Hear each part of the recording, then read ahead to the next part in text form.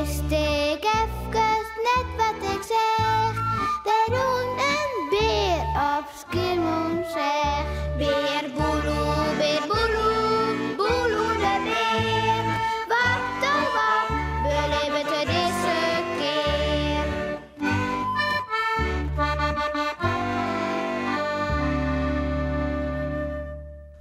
Vrouw Holle. Beer Boeloe zit te lezen in een stoel. Ja, een mooi boek over vrouw Holle. Nou ja, ik ken haar net persoonlijk, hè. Maar het gaat over een begruttelijk famke met bloed onder handjes. Nou, en dan valt ze in een put. En daar wint het vrouw Holle. En omdat ze zo lief en warmer famke is, mij ze door de poorten weer naar boven. En dan is ze hier om daar riek. Miauw, bah. Een gemeene heks, die vrouw Holle. Dat zie ik daar. Ik zou er niet van, joh. Miauw. Beer Boeloe vindt dat onzin. Maar je voorstellen, dat je valt in een put en als je dan weer uitkroepst, ben je riek.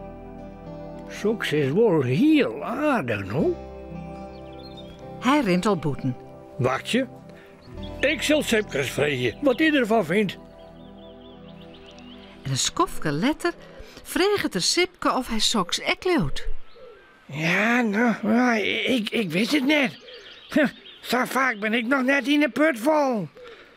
Het lijkt mij gevaarlijk genoeg daar. Maar Sipke, zo'n verhaal, ik bedoel, het is toch geen sprookje? Sipke wiest warm uit. Tja, daar haast een oude put. Van die bestaan haast net meer. Maar wij hebben nog hier op het hierbestaan bij Boeloe. Dat is weer. Even verderop staat een oude welle. Een oude wetterput. Er hing het een ammerke onder touw, snapst je wel? Om wetter mij omheen te helpen. Nou, dat is stom. Dan hebben we eens een kraan voor in huis. Ja, weet. Maar ja, iets wie dat net zo. Dan moesten ze het wetter zo omheen helpen. Mij het ammerke. Beer Boeloe vindt het alle je best. Oké, echt goed.